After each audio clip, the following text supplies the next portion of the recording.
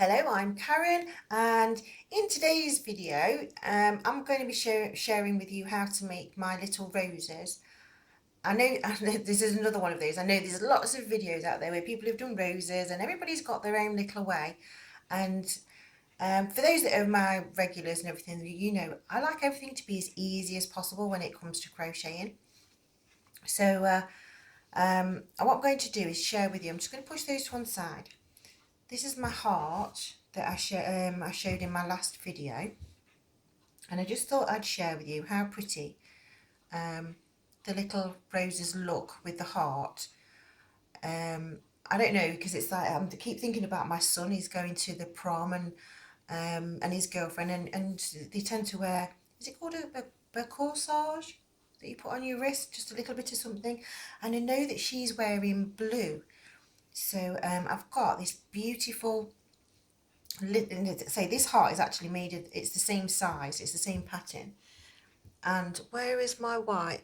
I can't see the white rose right now. I've made my other one. I've made, if we make it with this cotton, it's actually a lot smaller. But I just thought it'd just be beautiful just for a little, I don't know. Roses always come in handy for something, whether you want to put them on your hats or whether you want to put them on your jackets. And this is a super duper easy one. So for this one, I'm going to be using, this is my Aran, my Bonnie Babe Aran yarn. So and I like to leave nice long tails, like, I don't know, 12 plus inches, so that we've got plenty of room to be able to sew them to whatever, or to be able to, you can always chain the ends to make them into like pretty little things, you know, like if I was on about for making the little corsage thing. So for this one, I'm just using a slip knot to start off with. We're going to do a chain of 29. So 1, 2, 3, 4, 5, 6, 7, 8, 9, 10, 11, 12, 13, 14, 15, 16, 17, 18, 19, 20, 21, 22, 23, 24, 25, 26, 27, 28 and 29. Okay, so now into the third stitch from the hook. So we're looking at our little V's. So we've got 1, 2, 3. We're going to be using this. This is it's a double crochet if you're in America, or a treble crochet if you're in the UK. And we're going to work into the third stitch. Work that stitch there. Okay. I'm just trying to make sure I've got enough yarn. It felt like my yarn was too tight. Sorry, let me just pull everything a bit closer. And now what we're going to do is we're using the same stitch, and we're going to work this same stitch all the way back down the chain. Okay, so that's actually 2 stitches. 3, 4, 5, 6, 7, 8, 9,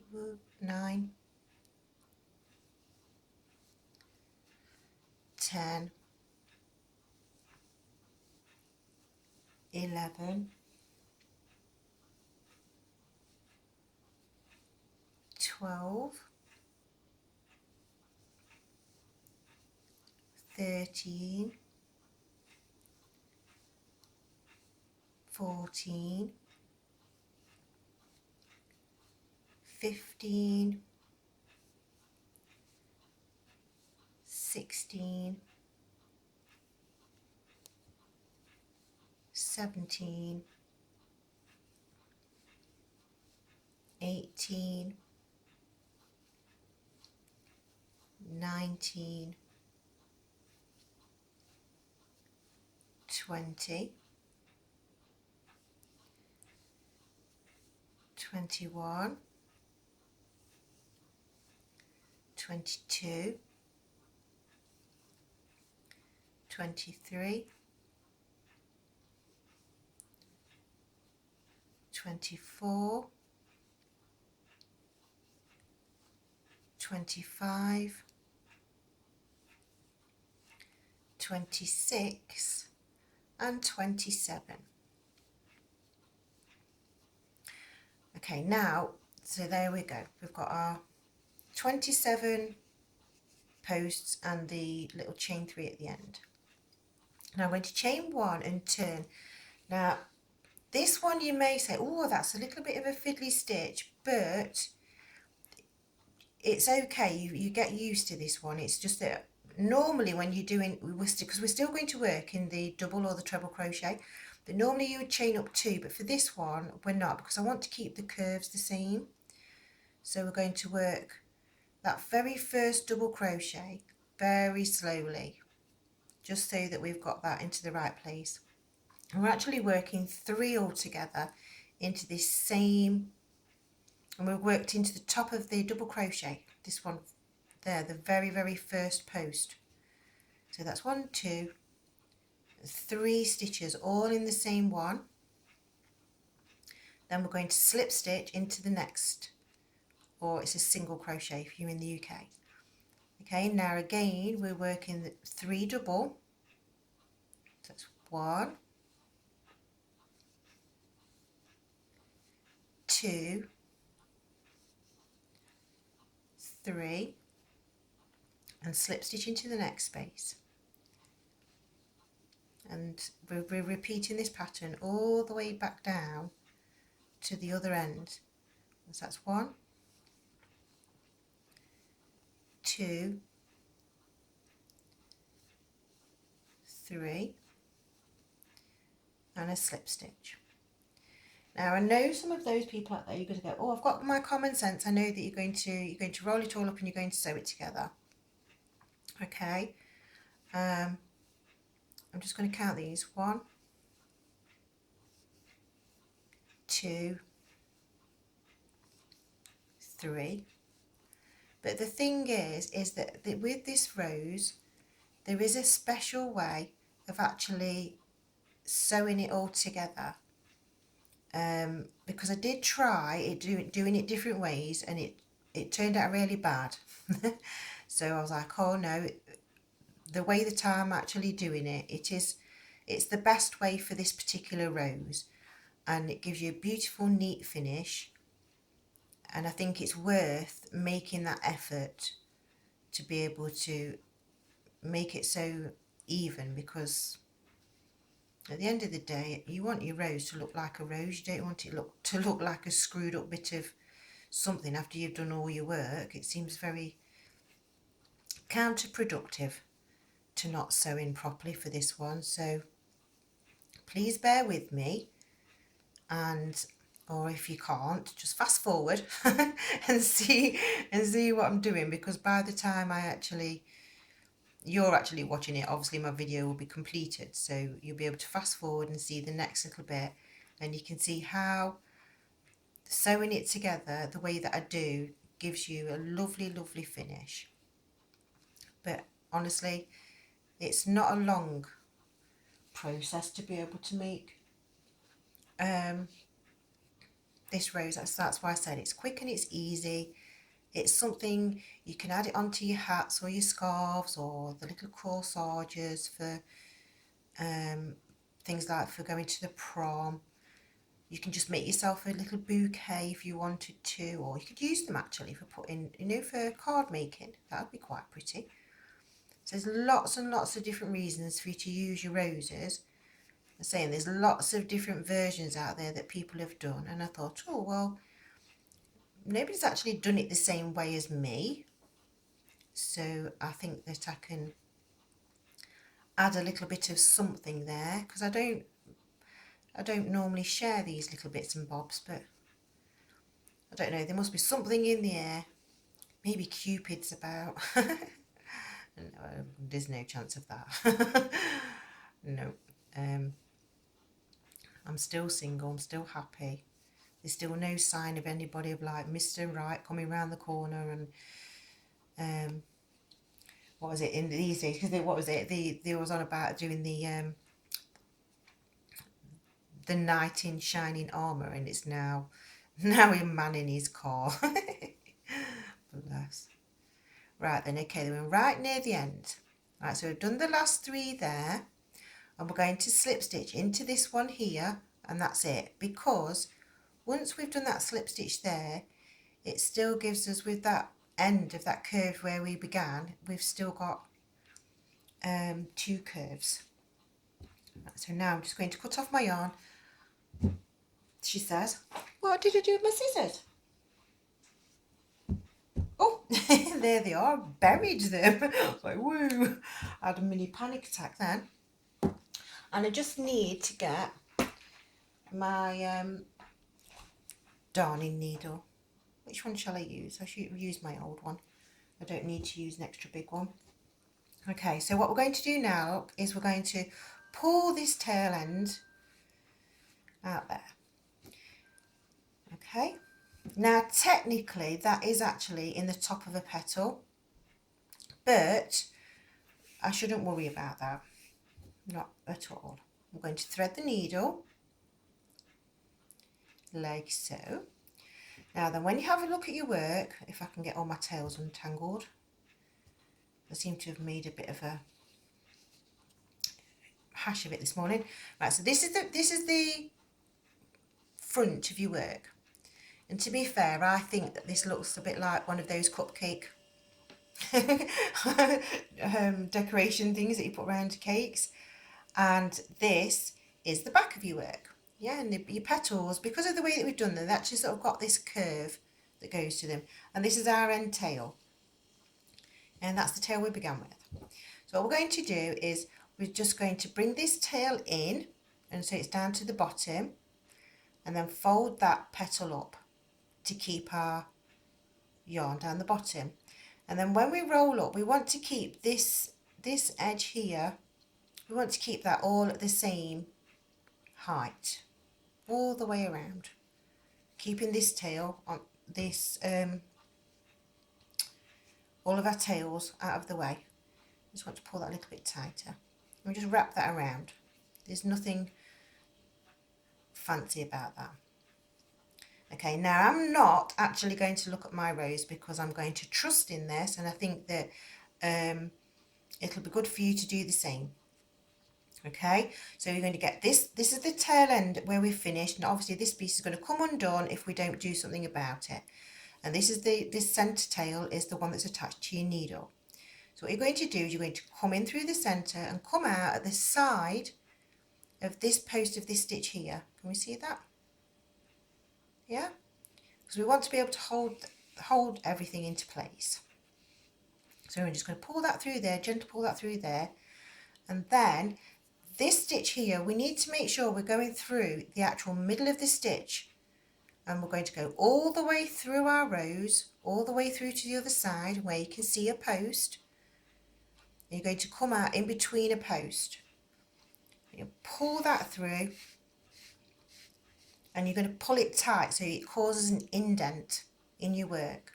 Okay, and I know this is going to make your work go a bit wonky, a bit skewy as you're working, but it's okay.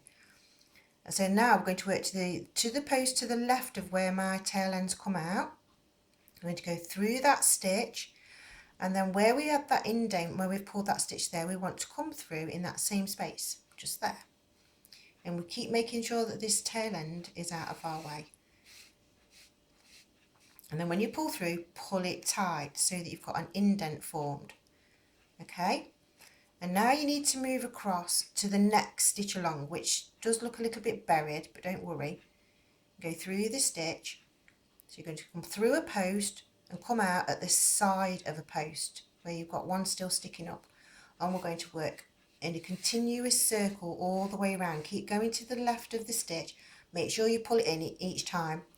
And as you can see, you're starting to make it go into an oval shape, into this post stitch there, coming out through an indent, but right next to a post that's not been tightened up. And then you pull in, so it's nice and tight.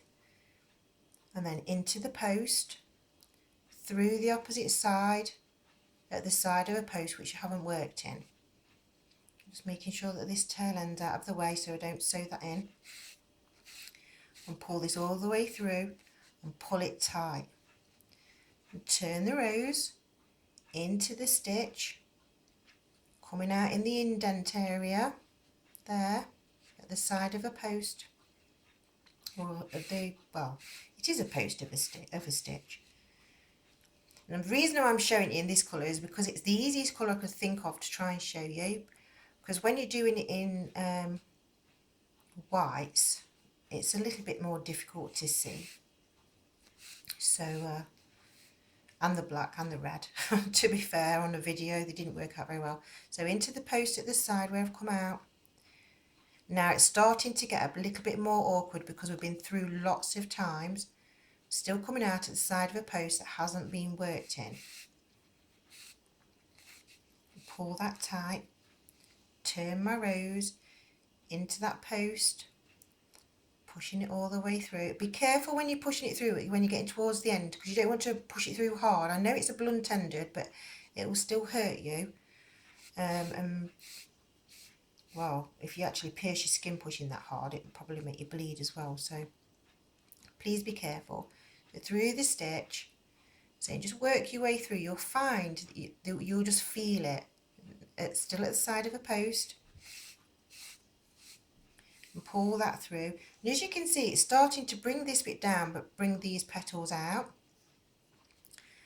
And so into this post here, working my way through, all the way through. There's a post there, look, that hasn't been worked. Move the straggly tail out of the way. Pull that tight. Oops, I've got my tail ends muddled up. Through the post. Wiggle, wiggle, wiggle, all the way through. This is my last post this side. You can see, look, that I need to work inside. But I've still got one more post that side, okay? So I want to come through this one, all the way through to the side of this last post, making sure the tail end's out of the way. There. And then into this post here. Now this is the last post. We've done all the posts, so what we're going to do now is just come out through the centre. I'm going to leave the tail ends on so that I can sew my rose, you know, or attach it to something else. Okay, so no peeping. I hope you haven't turned it over and had a look. We've got to trust in the faith of this one. Thread the other end. We're just going to do one stitch with this, so don't worry. It won't take long till you can look at your rose. And all we're doing is pulling that nice and tight. We're just going into any stitch there and back through the centre, just so that both of our ends of our yarn are in the same place. And then we can turn over and ta-da! You have your little rose. I know it's the bizarrest thing to have to trust in yourself to do this, but as long as you keep all of those level there as you're doing it, it works like that every single time, and it just makes just this lovely little rose. Look, this one was made exactly the same way. They look almost identical, really. There's not a huge amount of difference in them. So there you go, my little roses. Okay, and so if you do them in this one is just done in the baby yarn, so because it's done in a baby yarn rather than this, because these ones have been done in the Bonnie Babe, which is an Aran yarn, and they just look so, let's just put it that way around, look, they just look so beautiful together when you just make them in little groups and things, so you can design, do whatever you like. I'm going to try and sit it up there. Okay, so there you have it. There's my cute little rose. Thank you for watching. Thank you for liking. Thank you for subscribing. Thank you for all your lovely comments. Thank you for everybody that actually buys my patterns. I really appreciate you all. Bye for now.